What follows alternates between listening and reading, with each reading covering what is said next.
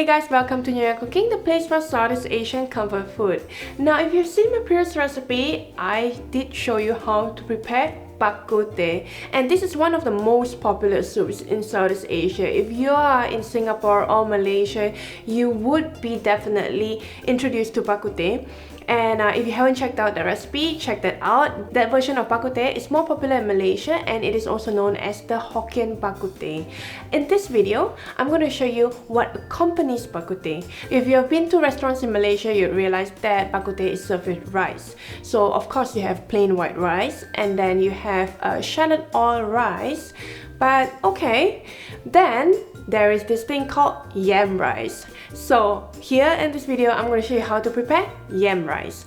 And I'm going to show you how to prepare. Normally yam rice, they will add some meat into it, but because this particular yam rice is going to accompany Bak Kut Teh, and Bak Kut Teh has already a lot of meat, so I'm just going to skip the meat and I'm going to show you how to make the most flavorful, delicious, aromatic yam rice.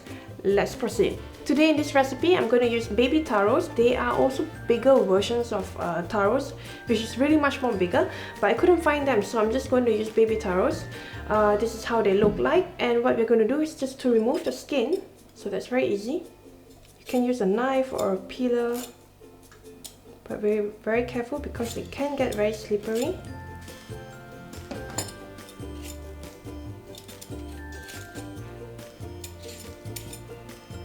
So I do not really enjoy biting into big cubes of taros. It's really up to you. I like them slightly smaller so that it really mixes well with the rice. So the size is really up to you. Sometimes people like to really cut big chunks.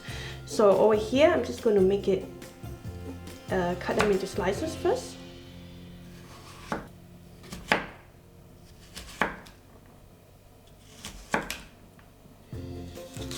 To prepare yam rice, it's going to be very simple. We first need to stir fry the ingredients. So over here I have a pan which I've already heated up, and we're going to add a bit of oil to it.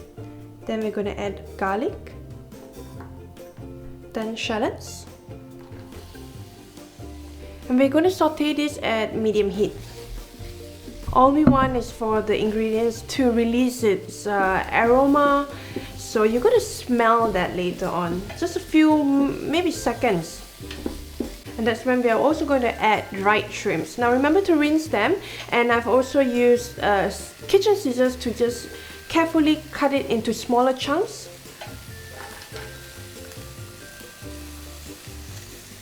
Okay. And then saute this again. Now this time with the addition of this dried shrimps, you're going to smell the aroma that you get, because dried shrimps can be quite pungent. And once fried properly, you're gonna love the smell in yam rice. Now to the pan, we are going to add some mushrooms. So these are dried shiitake mushrooms, which I've already soaked earlier and diced. And again, mushrooms provide a lot of flavors.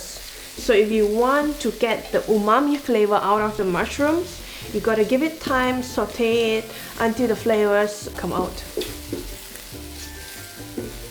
So we're going to continue sauteing this for about 30 seconds, and that's when you get the full aroma of all the individual ingredients coming together. And then we're going to add taro cubes.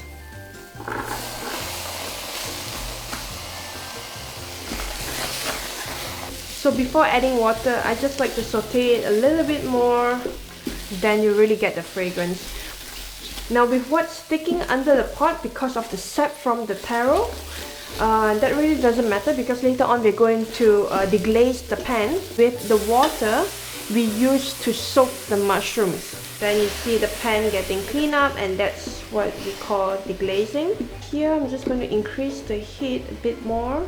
And taro itself is pretty hard, so you want to add a bit more water if it's not sufficient to ensure that it's soft, and then increase this to maximum heat. So we're just going to let it boil. Meanwhile, we're going to add white pepper, soya sauce, and lastly, dark soy sauce.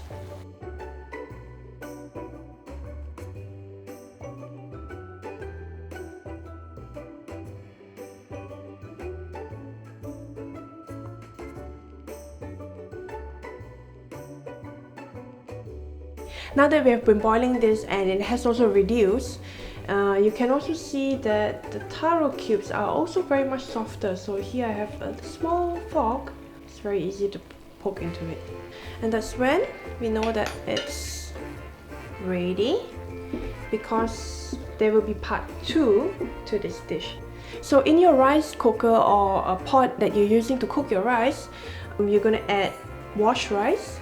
If you're going to cook rice manually, just know that the ratio will be 2 to 1, so 2 for water and 1 for rice. So all we're going to do is to add water. Then I'm also going to add the taro into it. Now because there's also a bit of gravy, therefore I didn't add so much water. And then all you need to do now is just to cook rice like how you would normally cook rice. So for me, I'm just going to let this boil vigorously, and then I'm just going to place the cover right on top, and then bring the heat right to its minimum, and then let it simmer to let it cook the rice. That's about it. Once the rice is ready, turn off the stove and then let it sit until it cools down a little, then the rice is done. So I've already done that, and I'm going to show you. So if you get a good pot, the rice should not stick. Oh, everything looks so beautiful. The smell of the dried prawns, marvelous. Once you have mixed it, you can just let it sit for another 5-10 minutes, or you can already serve it. It's really up to you, but I like to directly dig in and get a spoonful just to try. I'm so excited. Now yam rice goes really well with bak kut teh, so you have no choice but to check out my previous recipe, bak kut teh. So in this spoonful I have a bit of taro, I have some mushrooms, and also hopefully there will be some dried shrimps there, because that's my favorite part.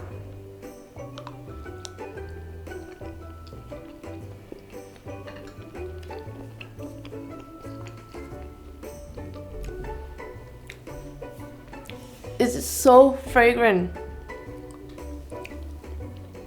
Now I really love this rice because the flavors of taro, it's very subtle, but as you bite into it, because it's soft, so it's sort of just like, you know, it goes really well with the rice, but you can still taste the individual rice grain. At the same time, you get this really soft mushroom, tender mushroom, I would say succulent mushroom, because it's also very flavorful, and there is a very light hint of dried shrimps. So if you want, you can make it by itself and then serve it with other dishes. I also have a vegetable recipe that is very simple. You can have the link in the description box below, and as usual, I hope that you'll try out this recipe and then head on to our website, sign us a food snap, because I love to see all the creations that you have done based on our recipes on nyonyacooking.com. Until then, I cannot wait to see you there and welcome you as a member. It's free, by the way. Remember to subscribe to this channel if you have not. Until then, I wish you happy cooking!